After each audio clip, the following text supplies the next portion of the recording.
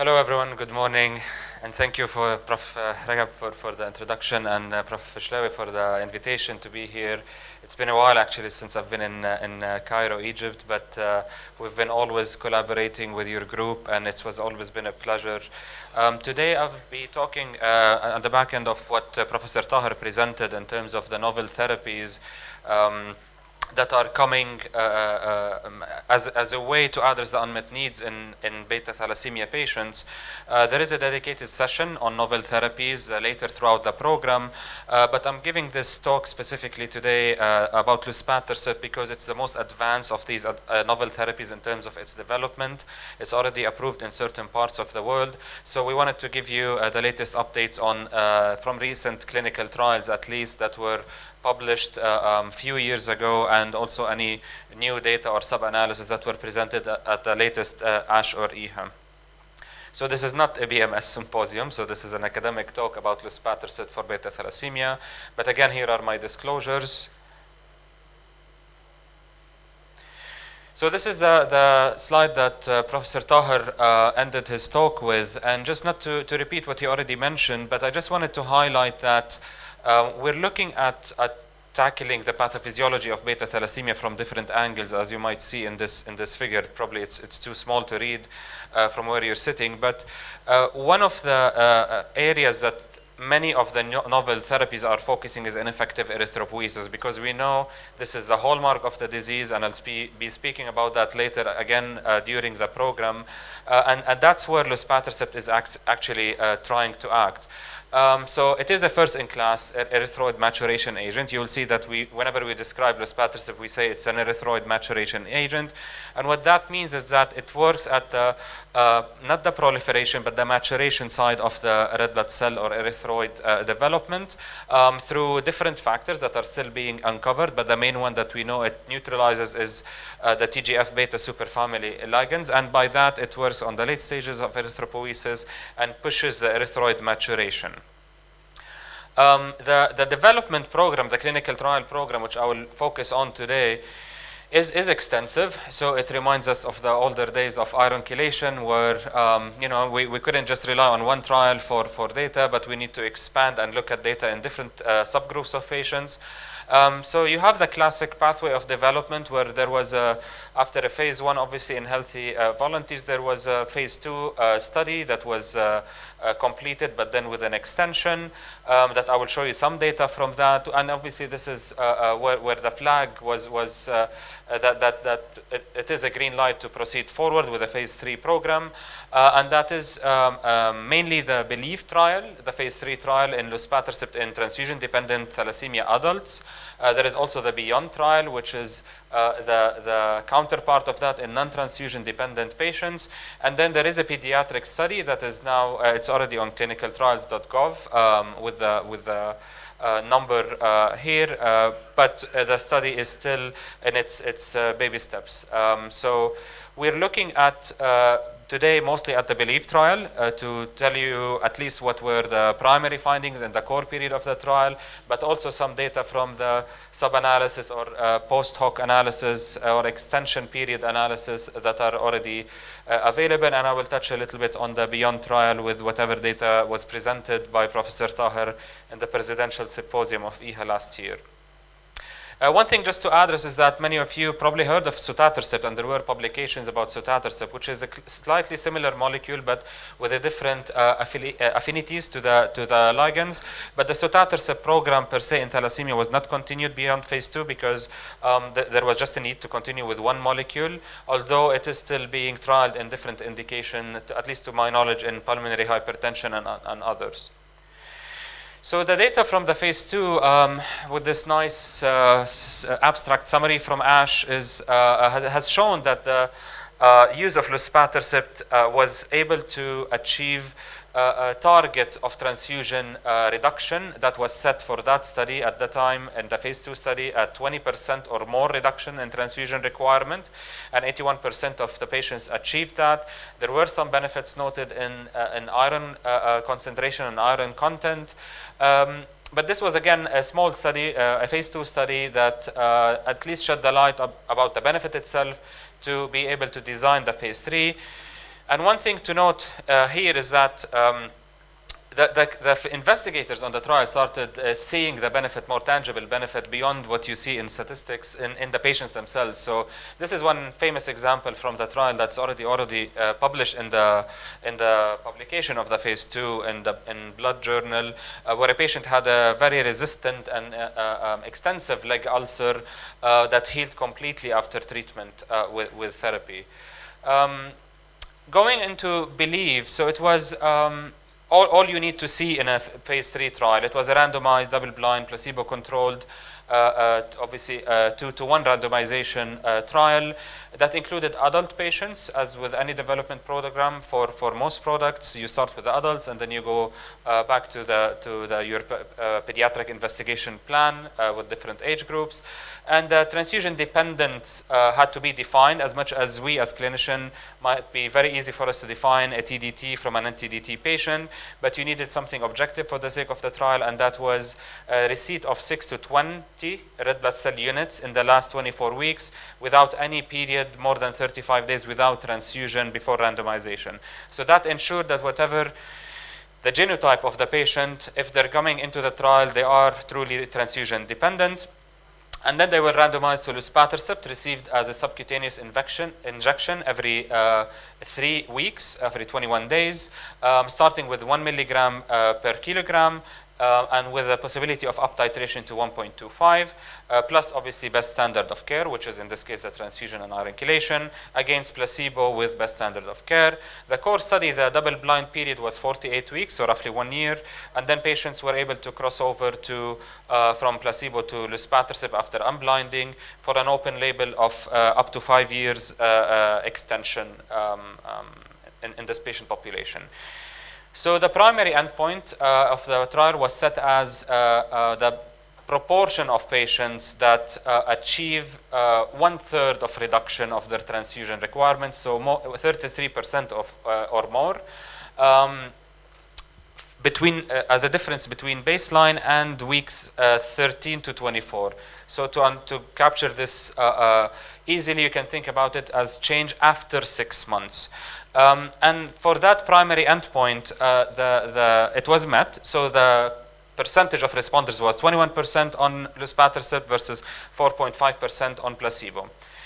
That number might not wow you, I understand, when you look at 21% versus 4, but this is, as I will show on the next slide, because a certain fixed period was, for the sake of regulatory design of a trial, had to be set. But as you all know here, whoever reads thalassemia, we don't look at thalassemia in this way. We look at a certain period or durations of transfusion rather than fixing a certain weekly period to look into it, which might be affected by many things related to patient visits. But still, for that primary endpoint, which was met, you would look into any subgroup analysis, whether it's based on age group, splenectomy status, genotype. The primary endpoint was favoring Luspatercept versus placebo. Obviously, at different effect estimates, it depends also these strata on sample size, but we can always see that the data was favoring Luspatercept versus placebo. And all the defined secondary endpoint, which are, again, we're looking at fixed intervals, but at different points in time, or at a higher magnitude of effect. So whether we looked at reduction of transfusion burden by 1/3 or by half, so 33% or 50%, whether we looked at it at exactly 6 months after, so in weeks 13 to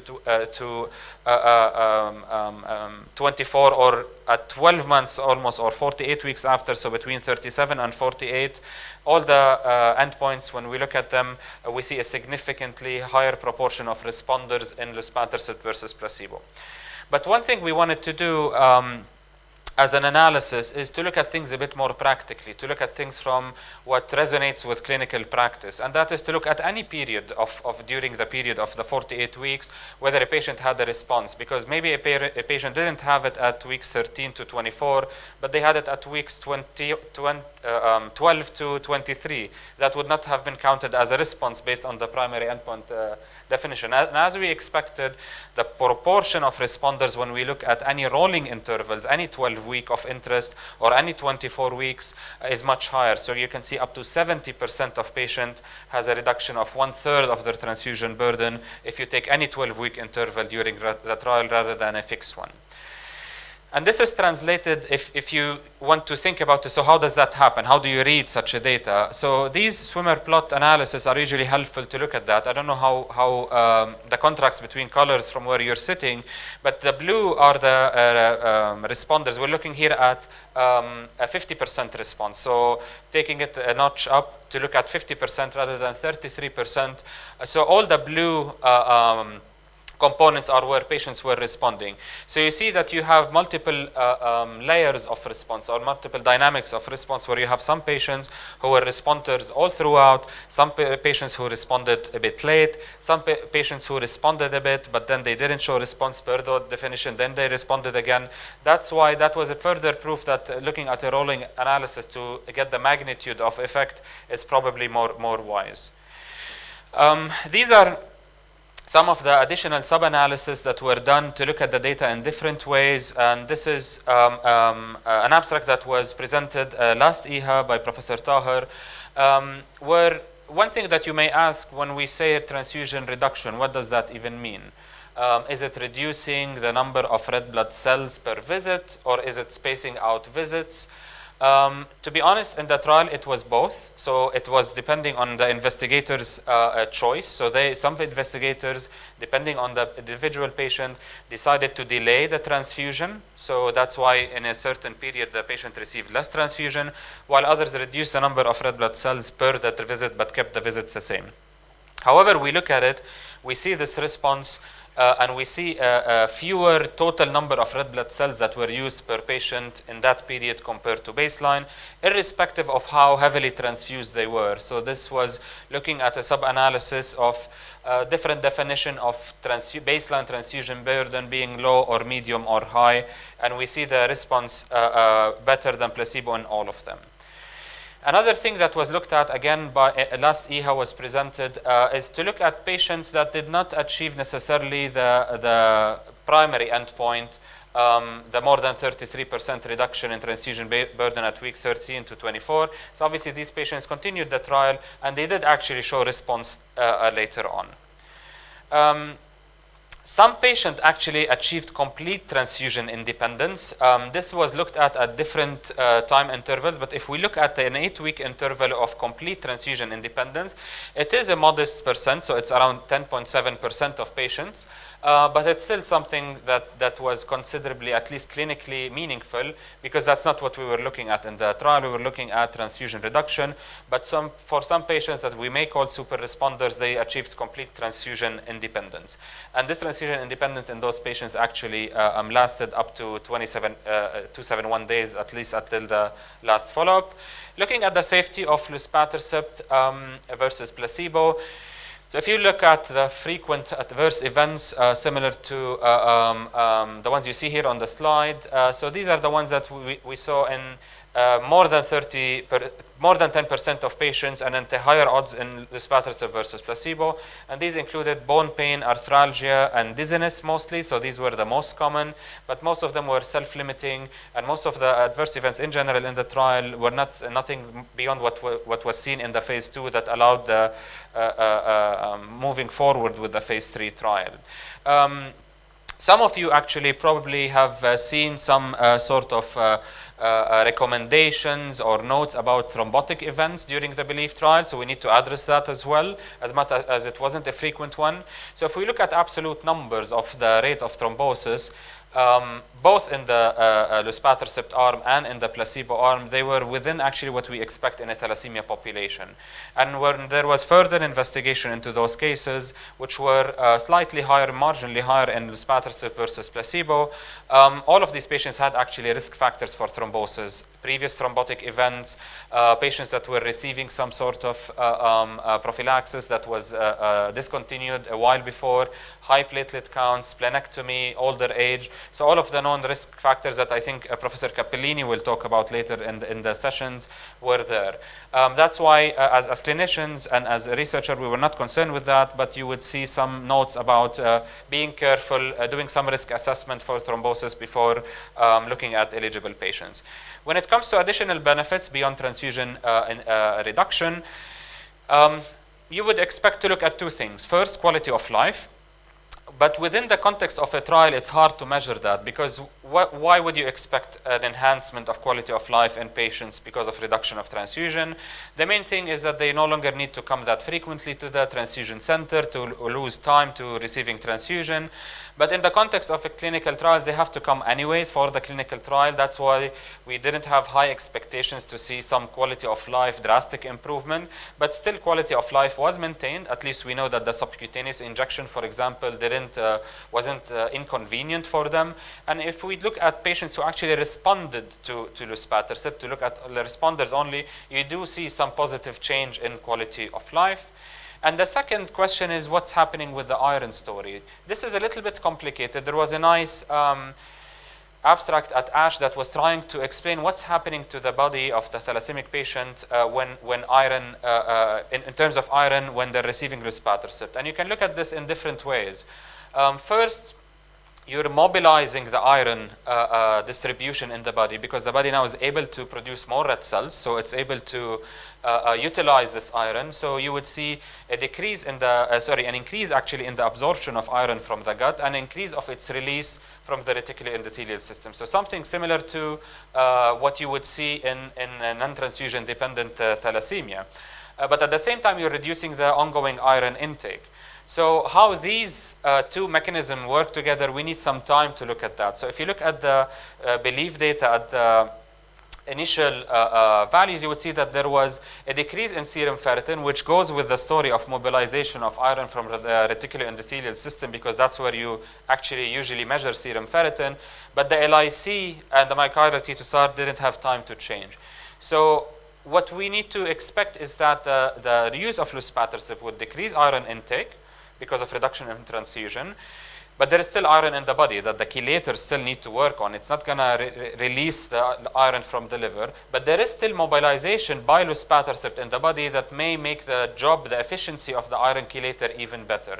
Reducing the iron intake from reduction of transfusion and mobilizing iron, making it more available to the chelator, on the long term is expected to reduce the iron burden in these patients. And this is what we started seeing. This is one of the abstracts presented, not last ASH, the one before, that looked at patients who completed 48 weeks and beyond, so a full 48 weeks. You start seeing patients shifting from the high iron risk thresholds to lower iron risk threshold. And the longest period of observation we have is actually from the phase 2, because some patients were followed up for up to 5 years. So you see a clear reduction looking at these line graphs in serum ferritin and also in LIC by MRI, that the longer you wait, the more patients are receiving less transfusion, requiring probably less iron chelation, and eventually the serum ferritin and LIC is dropping. In terms of status of approval of Luspatercept, it's already approved by the FDA in 2019 and in Europe in 2020. And it's coming, lucky for our patients that it's coming to our region, country by country. It's already available in some of the Gulf countries, and hopefully we'll see it in more countries in the Middle East soon. And we've already, this is the New England paper that the New England Journal paper that Professor Ali mentioned. And even at that time, we already started seeing how Luspatercept is fitting in the treatment pathway of patients with TDT. And more or less, we do expect this to keep unfolding and evolving as we see more real-world evidence, which is highly needed in this situation. And we will start tailoring the management guideline as more data becomes available. And very briefly, just to finish on the Beyond trial, which is the trial that Professor Tahar is leading in non-transfusion dependent thalassemia, where again it was a phase 2, but still a randomized double-blind placebo-controlled trial of Luspatercept versus placebo. In this study, the main primary endpoint was to achieve, because obviously patients are not receiving transfusion, a primary endpoint was an erythroid response defined as achieving 1 gram or more increase in hemoglobin level. And there was a list of key secondary endpoint, including some patient-reported outcome, and obviously looking also at iron parameters and others. The primary endpoint was met significantly, as you can see, however you look at it, whether you look at patients that had low hemoglobin at baseline or those who had high hemoglobin at baseline, taking 8.5, which was a random threshold of the median of that population, more than 3/4 or around 3/4 of patients responded on luspatercept versus 0 on placebo. When looking at mean change of baseline hemoglobin, you also see that there is actually a good proportion of patients, around 50%, that achieve more than 1 gram, so 1.5 grams of hemoglobin and more.